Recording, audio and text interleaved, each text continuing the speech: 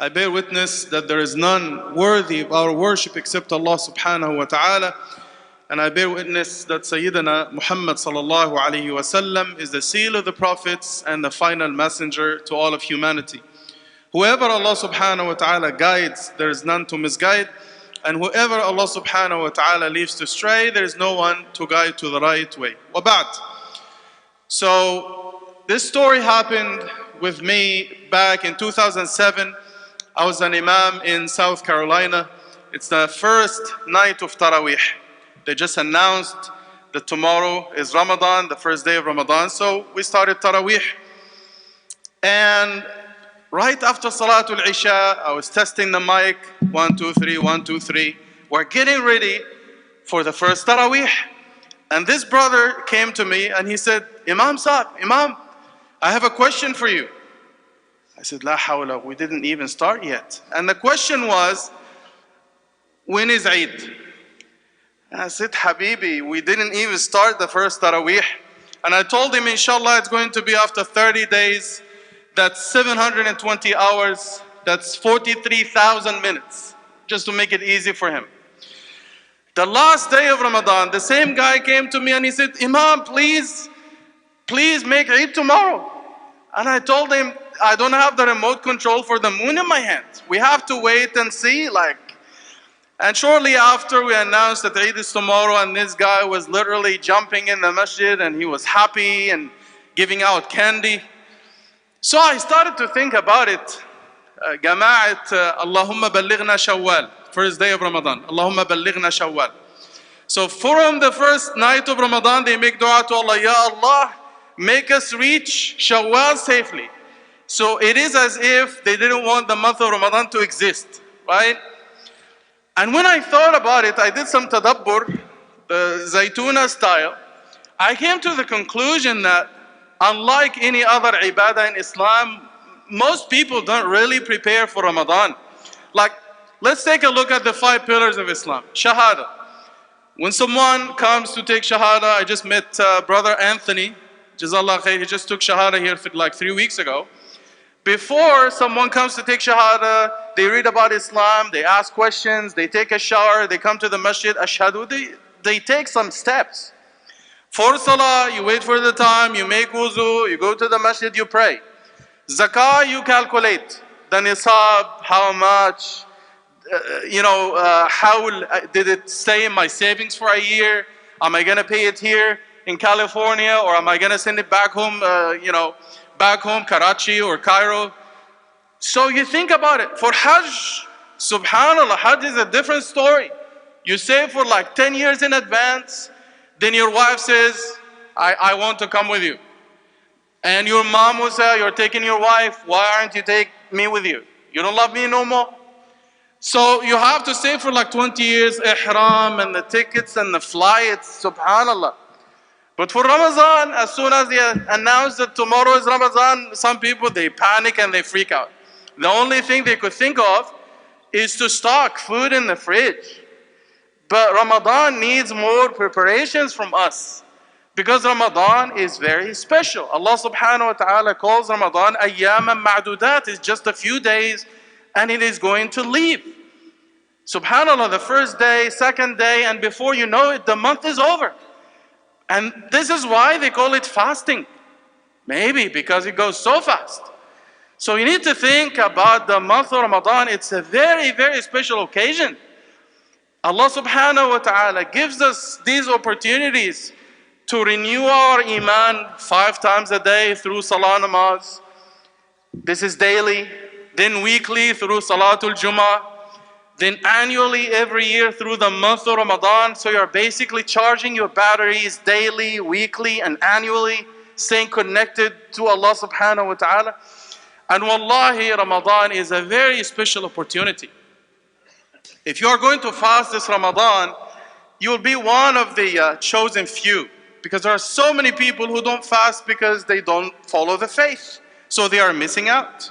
Some people are not able to fast because they are sick, or they will be traveling, or some sisters will be pregnant, they will not be, if they are not able to fast. And some people will not be around anymore. I remember the last time I gave khutbah in the masjid, in one masjid in Ramadan, the Ramadan before, I went the next year, and some of the people that I knew in that masjid, they were not around anymore. And who knows, maybe next year some of us will not be around anymore. This could possibly be our last Ramadan. You never know. As you guys say, Zindagi bahut mukhtasar hai. Life is very short. Life is very short. Subhanallah. Always keep this in your mind. Zindagi bahut mukhtasar hai. Life is very short. La vida es corta, they say in Spanish. Subhanallah. So think about it this way. Let me give you another story, inshallah.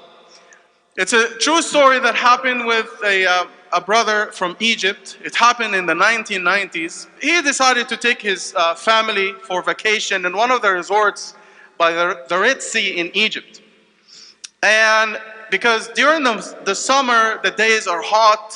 During the day, the roads are busy, crowded. So they decided to travel at night. So they made sure they put everything in the car, the bags, the food, the water, the kids. They took everything. And they left around 10 o'clock at night. And this brother, he said he made one mistake. And the mistake was he forgot to put enough gas in the car. So he was driving on the highway. He assumed that it was his first time taking the highway. He assumed that there might be some gas stations on the way. So he drove for an hour, no gas stations, no houses, no lights, no signs of life. And subhanAllah, soon after, the gas light on the dashboard started to flash, and this brother started to freak out. What is going to happen if we run out of gas? We're going to sleep on the side of the road with the family. This is a disaster. And subhanAllah, before they ran out of gas, he saw some light from the distance. He drove there. He went to the guy. It's a rest area. And he said, "Do you guys have gas?" And they said, "Sorry, we ran out." But they said, the good news is, there's another guy. If you drive another 10 minutes, you will find another guy, and he'll probably have gas for you. So he got very excited. He got in the car. He started to drive. And after 1 minute, he said, "Oh, wait a minute. Like back home, when we talk about time, we're very liberal when we talk about the time. If someone tells you, "I'm going to visit you in 10 minutes, technically this means 2 to 3 business days. You guys know. So he said, what if this happens to me? Like if it's not really 10 minutes, if it's 2 hours. He said, I got nothing to lose. He drove there, and it turned out to be actually 10 minutes. Alhamdulillah. He asked the guy, "Do you have gas?" And the guy said, "Yes." And this brother said at the end of the story that this was the second best yes I got in my life. The first one was the yes he got from his wife.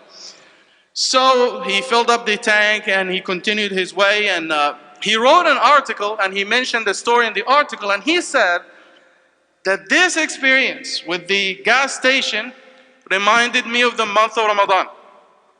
Imagine after I found this guy with the gas, and I said, "You know what, I think I'm gonna wait till the next gas station." Because some of us do the same thing with the month of Ramadan. I'm gonna take it easy this Ramadan, I'm gonna take it easy, I'm gonna relax, I'm gonna sleep the whole day, stay up all night playing video games, Candy Crush and Fortnite.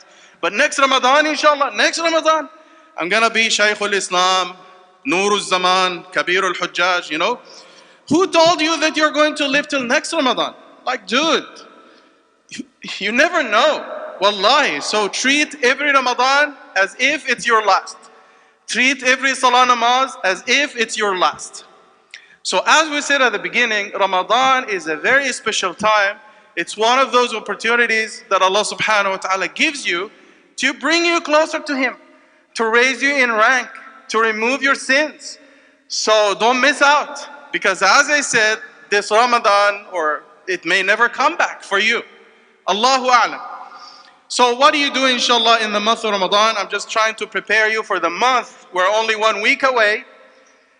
So prepare yourself spiritually for this month, so you come out a millionaire with Hasanat. A millionaire with Hasanat. So let me finish with a story, inshallah. This is a true story that happened in Germany back in 2014. It's a true story. So there is this electronics store, it's called Saturn. It's just like Best Buy here. So this store, they have different branches, it's a franchise. So they were opening store number 150. So from their Facebook fan page, they selected a lucky winner, a guy, his name was Sebastian, 28 years old. And when they selected him, they told him, because this is store number 150, you will come on the day of the grand opening, and we're going to give you 150 seconds, 2 minutes and a half. You go inside, collect all the items you want, you walk out, and you don't have to pay anything. So on the day of, he came, ready, 3, 2, 1, go. He went inside with the cart, he stayed for 150 seconds. He came out with items worth 40,000 American dollars. 40,000 in 150 seconds. They did an interview with him after, and they said, dude, how could you do that? $40,000 in 2 minutes and a half. Because I know brothers, they go to the store, they go around for like 2-3 hours, they come out with the toilet paper and like lollipops and like $5. How could you do that? He said, I came in with a strategy. He visited all the similar stores in other areas, and he got familiar with the layout. He knew where they kept the most expensive items. He put on some comfortable shoes, clothes, and he came ready. He collected all the expensive items and he left. If you do the same thing with the month of Ramadan, we know where all the expensive items are. Just like Rasulullah ﷺ did. Rasulullah ﷺ had a strategy. So we have physical ibadah, fasting, i'tikaf, salah, namaz. This is physical. The second type is financial ibadah, giving zakah, sadaqah, helping good causes. And finally, verbal ibadah. Adhkar, dua, reading Quran. These are the 3 types we do in the month of Ramadan. So we ask Allah subhanahu wa ta'ala to accept our ibadah in this month. And we ask Allah subhanahu wa ta'ala to give us sincerity in everything we say and do. I'm going to finish with a small reminder from Imam Malik rahimahullah. Just remember this story, inshallah. Imam Malik was one time sitting in Medina teaching his class. He probably had thousands of students. They came from all over the Muslim world. And while they were sitting with him, somebody came from the back and said, listen up everybody, someone brought an elephant in Medina. And the people of Medina, they didn't see elephants before. So every single student in the halaqah of Imam Malik, they left and they ran to see the elephant, except for one student. His name was Imam Yahya. So Imam Malik looked at him and said, Yahya, why didn't you go and see the elephant just like everybody else? And he said, Ya Imam, I left my family, I traveled thousands of miles, and I came to see Imam Malik, not the elephant. So this is something to keep in your mind, because we have a lot of elephants in our lives, and we have a lot of elephants in the month of Ramadan. So your elephant could be in movies, Hollywood, Bollywood, it could be games, I don't know, like you know your elephant. So just retire your elephant in the month of Ramadan, and we ask Allah to accept from all of us and give us the best in this life and the best in the life to come. Sallallahu min fadli.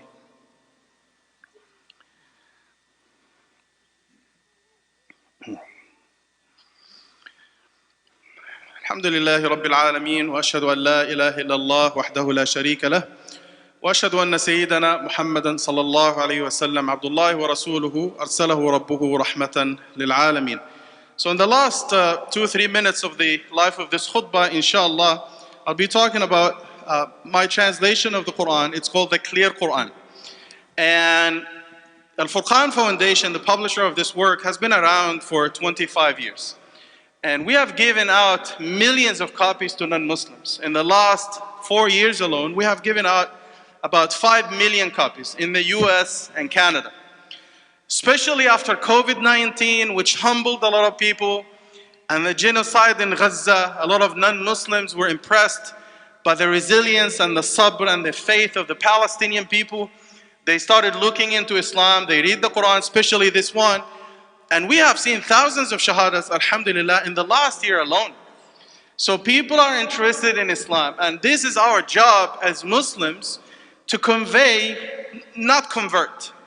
Hidayah is from Allah, but we just do da'wah and give it to people, and we ask Allah subhanahu wa ta'ala to open their hearts to the faith. We got a new president, it's a new reality, and believe me, we have a lot of work to do, especially in the field of da'wah as Muslims in this country. And this is our neighbors' right on us. We need to open our doors and our hearts for them, because we love for everybody what we love for ourselves. And Nabi sallallahu alayhi wa sallam asked one of the Sahaba, his name is Yazid al-Qasri. He said, "Atuhibb al-Jannah? Do you love Jannah?" He said, "Of course, yes, Ya Rasulullah." He said, فَأَحِبَّ لِلنَّاسِ مَا تُحِبُّ لِنَفْسِكَ. Then love for everyone, love for humanity, what you love for yourself. We would love for everyone to accept the truth from Allah subhanahu wa ta'ala and go to Jannah. I'm going to leave you with a final story, inshallah.